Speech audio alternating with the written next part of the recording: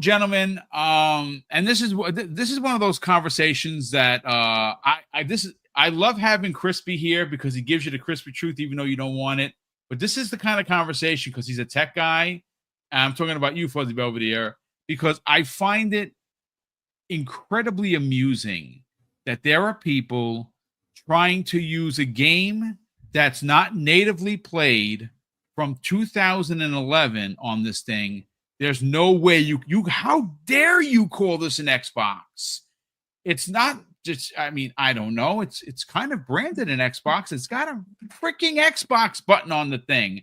I don't know. Kind of makes it an Xbox. Well, let's see. The UI made from scratch for this thing kind of makes it an Xbox. I don't understand what we're talking about, what argument these knuckleheads who remain nameless on this channel are trying to make, and the fact that, yes, it's going to be expensive, folks, and maybe you're going to get priced out. And if that happens, honestly, I wish I could buy one for everyone. If I was that kind of guy with money like that, I would just be giving away these things for free. Like, yeah, you know what? You're in the chat. Everyone in the chat gets one. I'm rich. I would do that. I'm just not rich, so I can't do that. So if you are unfortunately like priced out of it, I mean, there's ways, right? There's you can sell stuff privately if you have a ROG already. You can sell it. Obviously, if you trade stuff into GameStop, if you do the cash thing, maybe you can do it that way. They don't give you a lot, but there are ways. Just don't do anything illegal. Don't rob anybody to get this thing. Please don't do that because there's gonna be a story. You're gonna see it because there's always those people. But I do want to kind of just take the magnifying glass to this conversation because I've seen some websites, which I won't, again, we're not looking for the smoke, folks. I'm a small podcaster looking to do what I do and use positivity as my base. But when stuff like this happens, I almost feel like I have to talk about it because if I don't, then I think that I failed you as the audience. To me, this is an Xbox, okay? This is an official licensed product that is partnered with ROG. I don't know how much more you need to be told that this is an Xbox, but it's more than just an Xbox because you're going to be able to play all of your Play Anywhere games. And quite frankly, there's a lot of them. Now, if you can play your game from the Xbox 360 from 2007, I'm sorry. You go load up your Xbox 360 and play that game. Now, we do know that they are working on fixing that. How long that takes? Well, Jason Ronald and the crew are pretty freaking smart. And they're probably ahead of this thing more than any of us actually know. So at some point, this thing is going to play everything. So I don't understand why this is even a conversation. But, Fuzzy, try and make sense of this. There are some people in this community, and we know who they are. And there are even some websites, some journalists, some journos that you have to use hate mongering to, sell their wares and get people to click on it. How is this not an Xbox? Like, how is this? That's what I want to know because it's an Xbox to me because it's going to play the games that I want to play, cross save, cross progression, everything. That's an Xbox. Talk about it, man. Well, I think a lot of people willfully overlook the capability of this thing. So if we're not focusing on the native play stuff, that game that they're talking about, if they already own it on their Xbox console, you can do the remote play just like you can with a PS Portal. That's not ideal, but it's workable. So a lot of the games that aren't Play Anywhere, the much older games or some of the third-party games that are not Play Anywhere, you still have that option. If the game happens to be in Game Pass and it's not Play Anywhere, which there are few and far between, it's mainly some of the older third-party games. A lot of the new third-party games that come into the service wind up being Play Anywhere. Not all of them, but a majority of them do. So those games, you could also play Game Pass via streaming at that point for any of those titles that are not Play Anywhere. You wouldn't have it natively installed on the device. But all of the Play Anywhere titles, which if you're just about anything that came out for the series consoles moving forward, you have a good bit of titles that are included in those 1,000 titles. If you're looking at a lot of the later parts of Xbox One generation, there are a good bit of titles, first party and some third party, that are included in that Play Anywhere. Now, the key thing I've been asking Microsoft and Jason Ronald and Phil and Sarah and everybody over at Team Xbox is to make it so for those that might be on the fence for this device, if you have your Series X or your Series S, or maybe you're still on an Xbox One, which, come to find out, numbers wise, I would say about half of those that are playing on Xbox, as far as from console, are still on the older device, much like they are with the PS4 and the PS5. Yep. Half of those that are active players are still on the PS4s. Allow us to go through our library and filter just to show all of the Play Anywhere games. And I think a lot of people would be pleasantly surprised. Now, Stallion did a whole list of like the 1,000 plus that games. list was like almost 1,000 games, bro. That was amazing. So I don't know of many people that want to go through that entire list, but that was awesome of him to do there that. If you want to. So you could see that there's a lot of games right off the rip that you can play. Some of them are cross-gen. A lot of them are current gen, being the series console titles. With that being said, if you already own those, or if you're subscribed to Game Pass, being able to see that you can play those on that other device and know that your save will carry over in a majority of those. Now, some of the older Bethesda titles like Prey or Fallout 4, they may not carry over, but there are ways of copying that save. That might take a few extra steps. There are methods on how to do that, and I've done that between Steam games even. But the big thing is the Play Anywhere library is over 1,000 titles. That being said, you probably own a good bit of those, especially if you've bought games within the past, I would say 3 or 4 or even 5 years. That aside, hitting that Xbox button, you'll be able to jump to other modes within that device. One of the key things, now I'm not sure if they're going to have Steam as its own separate app, or if you're just going to have access to anything that's installed on the hard drive as a game, which would be part of your Steam library, and you have to download it via like a web client or like a browser. But you hit the Xbox button and you can jump over the Steam games, which will include any of the PlayStation titles that are on Steam. And I know that there are some that are like, oh, they'll block it. Well, they would have to block it from Steam. And if you want to talk about GeForce Now, the big difference between GeForce Now is that it's streaming. There is a lot more leeway that PlayStation has when it comes to any of their titles streaming.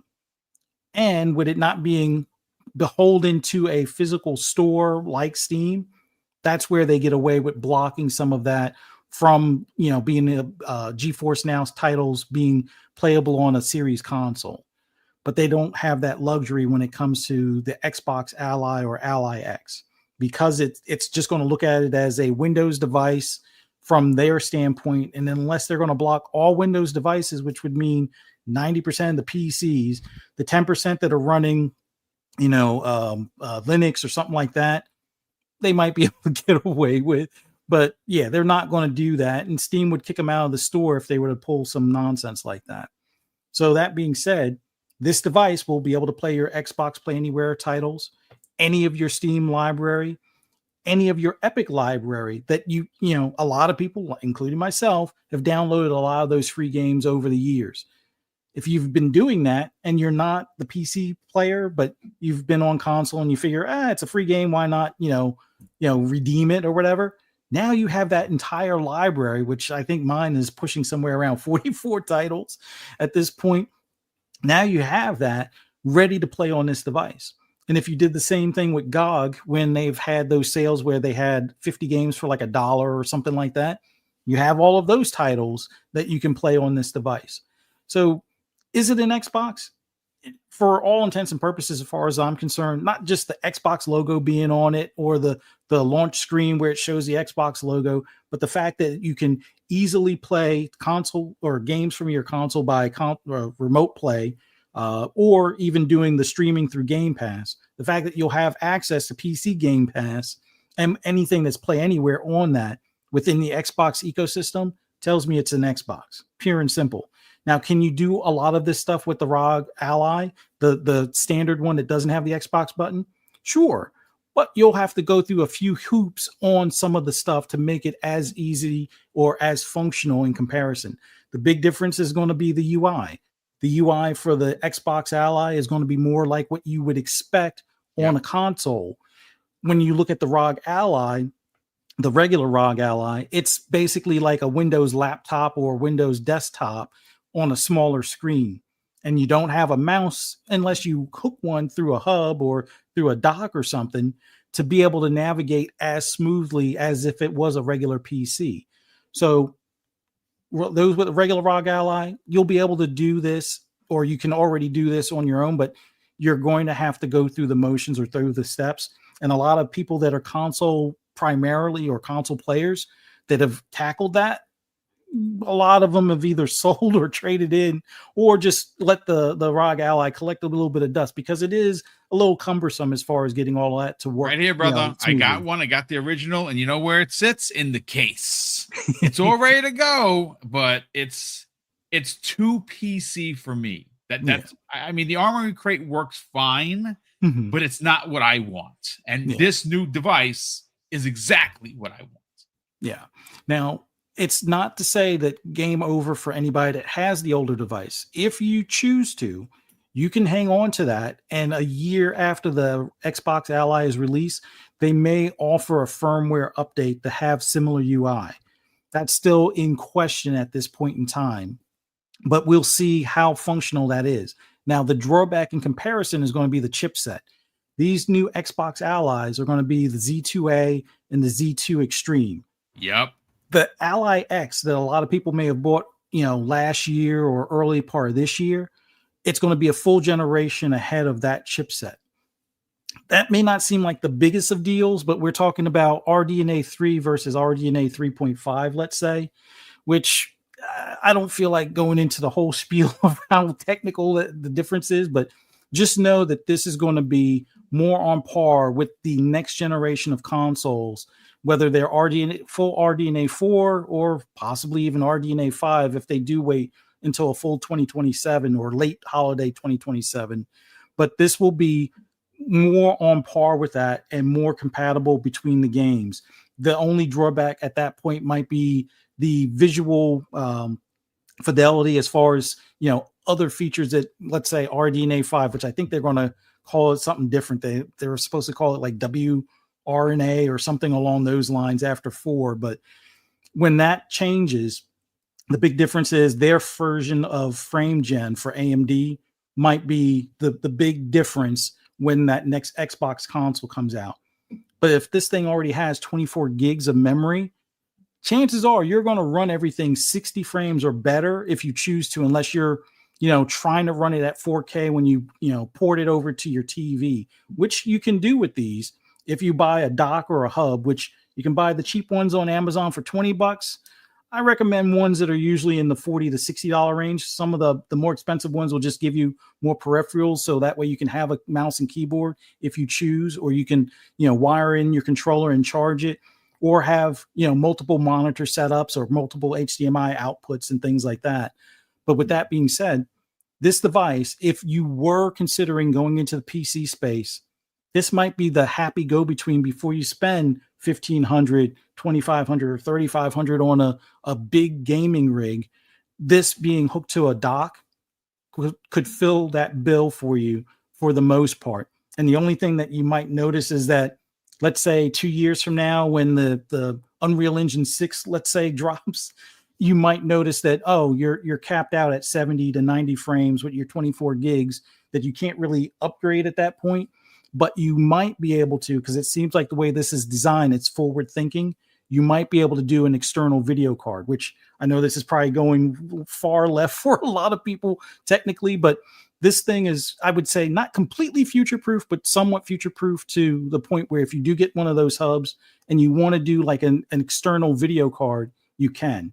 And at that point, you can buy an NVIDIA 5090 or a 6090 or whatever the next generation of those cards might be, or go for, I guess at that point, it'd be like a 9900 version of an AMD card and be able to uplift anything that you want to that current, you know, RDNA 5 level or WRNA or whatever they call it at that point. So I recommend this device. Pricing is going to be a thing that we might have to see how it goes.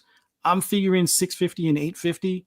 I'm hoping they're less, but that's going to be roughly, I would say, the fair price.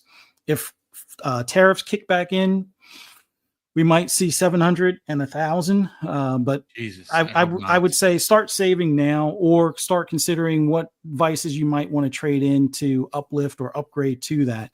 Yeah. Both of these devices are well above what a Series S can do. They're both going to be somewhere, I think, in the 8 teraflop range. Plus, their RDNA 3 and 3.5. The Ally, the Xbox Ally is RDNA 3. The Ally X is like RDNA 3.5.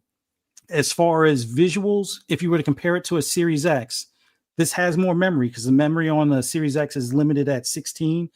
The Ally X is going to be at 24. On device, you'll get things to look just as good as if they were on this big screen for your Series X. But if you put it to the big screen, the Series X, depending on the developer and it probably first party, might still edge it out just a little bit. The big difference might be draw distance or something like that. Although, in all honesty, having 24 gigs of memory, the Xbox Ally X should have better draw distance, better everything except for maybe what do you call it, ray tracing implementation or some of those extra bells and whistles. But it's I would say more powerful, just it doesn't have as many teraflops. Once again, I think it's 10 or 12 for the Series X, and both of these are limited at like 8.65 or just short of 9 teraflops. So take that for what you will. It is a well put together piece of hardware, just going off of the spec sheet. And I think once this is in everybody's hands, they'll be able to see, what next generation is going to look like, where you can flip between your Xbox library as far as Play Anywhere, and maybe even some of the console stuff that is first party. And then you'll be able to see, what it's like to play Steam games or Epic games or games from GOG and stuff like that. And I think that's where people will be like, well, oh, this game skipped Xbox. Oh, but it's on Steam. Well, I can still play it. So I think that's where things are headed moving forward. And this device will probably be a much better approach than what Steam is going to do. Once again, these are above the Steam Deck as far as power and output. And they're above what the Ally is above the previous ROG Ally, and the Ally X is above the previous Ally X. So, yeah, it's a whole new generation, next gen level stuff in a handheld. Just got to see what the prices are. So keep fingers crossed that they keep it low as they can. Crispy, let's get into this, Crispy Bomb. Again, I can't come at this from a technical point of view. I understand the tech that's in this thing, which is why I'm going to pay. If it's $800, I'm buying it. I'd love it to be $700, but if it's $800, I'm going to buy it. Right? There's just no doubt about it. It is, you like, you're a receipt keeper, Crispy Bomb. You love keeping receipts. You have I don't know where you store them all, to be honest with you. He probably has a file cabinet the size of the Empire State Building because he brings them out at any given moment, and he has a good memory like that. So, Crispy, let's talk about how this is not an Xbox versus how it is. I love, and again, I said to open up this topic about the goalpost moving. It has been unbelievable. Like the lengths that people are trying to win this imaginary conversation about a branded, partnered Xbox handheld is somehow not an Xbox is unbelievable to me. Can you help me make sense of this? Oh, I can actually with a simple YouTube video. I will drop it in the chat right now. Okay. It is from Xbox, and it has been overlooked a little bit. Inside Xbox Ally. And that's the title. And I just dropped the link. There you go. And I suggest anybody on the fence to watch it. And yes, unless you enable the browser and actual having a computer, it literally boots up like an Xbox. Asus is the one that approached Xbox because they don't have enough games on their console that are ease of use. And it's incredible where they started, which I'm going to be honest, like I couldn't believe it. Also, they completely adopted the way the buttons are configured, the way that the controller feels, because really it's controller with a really good screen in front of it. It is still 1080p, which I mean some people might have a problem with, but I guarantee the games are going to look way better than the Yeah, but at Switch the 2. screen at that size, Crispy, it's going to look really good. Yeah, and it's also they're targeting 120 on everything. Yep. On that screen. So like, yes, I guess you can, kind of quote unquote dock it or whatever and actually play on your TV. But yeah, if it's on that screen, it's targeting 120. This is an Xbox. If it's gonna boot up like an Xbox, which is what they said. So I suggest anybody that's like kind of on the naysay, please go ahead. It's 10 minutes. It's not that long.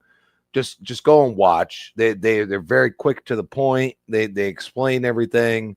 They look at Asus as a very good partner in my eyes. They want to develop something that's new and innovative, which I mean Microsoft's been ahead and they've been behind. I think they're hitting that middle where like people are willing to do that. And it's going to be expensive. I'm not going to lie. At the same time, having that ability in your hands or, even using it on a TV or something might mean something to some people. Like I will always have my Series X until it's obsolete. But at the time, like I go and buy this and I can be on vacation and play games that, I mean, at least when I was a kid, I would never even fathom being able to play. Like my mobile games when I was younger was Game Boy and Pokemon. You know what I mean? Like or Mario or Tetris or something like that. And like the Game Gear tried to do it, but they didn't have the battery life. And you got to remember, like a lot of people are worried about the battery life. What if they shared what they did with the Elite controllers? What if I don't know what tech is. I'm telling you, I've charged that Elite controller maybe like 30 times in the 2 years I've had it. I mean, the new core one, it just lasts forever. I don't know how. I don't care how. But, it seems like they're very much collaborating like completely, like they're in bed together, pause, but like seriously, like they are going for it in a different way. And to have all these different UI systems integrated, even BattleNet, they mentioned that many times. Yes, they like did. you have all this integration and they're trying to bring it all together. I'm not saying that it's going to be perfect when it comes out. I'm not, because usually this doesn't happen. I've even seen people complaining about the Gears beta. I'm like, bro, you ever been through a Gears beta, bro? Like the first week sucks. It always sucks. And after how many years of having a beta, yeah, it's going to suck. I'm sorry, especially adding all these other, especially PlayStation. Like it's gonna suck. The next week is probably gonna be much better, but that's the point. Like that's what they do anyway. Well, that's what they do though. That's why preview is still a thing on Xbox, because they want us to tell them stuff. Like, do they take everybody's complaints into consideration? No, but it seems like they will go and talk to us. Like there were so many times where people were like, oh, you guys are having issues again on the beta. And I'm like, dude, the Gears betas always tell us when something's going wrong. So we know, and they're trying to fix it. Like, it's just transparency. Hello, people. So you look at this and after watching that video, I'm sold. I'm sold. And they literally are trying to make it an Xbox with other ecosystems involved. And I mean, Steam could say no, or say, hey, like you got to walk that back. Like we don't want, and they have the Steam Deck out there and there's a button for Steam on there. So think about that for a second. Like they're slowly trying to integrate the living room into a new process of just giving you whatever you want with ease of use, which I think is the biggest problem for some of us. You know what I mean? Like, is it ease of use or is it not? Am I trying to boot up a computer or am I trying to just play a game? And I think that's what they're dealing with right now. They're trying to figure all of that out. And from that video, it showed me that they have it figured out. They just need to completely implement it. And that's why I don't think we've gotten our actual date or anything else, because they don't want to be half-baked. Like, I'm not going to lie, I don't feel like it's going to work perfectly. But at the same time, if that ease of use is there, like I feel when I boot up my Series X, that is going to be extremely important. And I feel like that is their goal because of this video. So I suggest anybody on the fence watch it. But I do warn you, $700 to $800 for that LAX. I think they're gonna go Series S status with the regular, Xbox Ally and go like maybe 500, I would say. But it's a lot of new tech, a lot of new stuff that I don't even know about. Like Fuzzy, you did a great job explaining a lot of it. But I watched that video and it made sense to me that, Asus is looking for content because, it's not easy and they know that. And, Xbox worked with them and it was like a full-on collaboration, and it makes it an Xbox. Like, I'm sorry, like Xbox, what do they say? Your phone, your TV, whatever. Like, they've already told you this is an Xbox. This is an Xbox. They've already like thought this out. I'm actually surprised. And they've told you that, like, we don't care. Like, we're going to release games where you want. You want to be on Game Pass, you want to buy from Steam, we don't care. And I think the next console is going to be a huge success because they are going for this, and this is just a little smidgen, little time R&D type thing where they're gonna help Asus, and that they're gonna have a collaboration because Asus has been building hardware like this for a long time, and they're gonna software back end it. And I think this is going to be something that we look back on and say this was a pivotal moment in Xbox's success, because they're not looking at everything as just we have to make it. And I think that's something that is going to be looked back on years to come.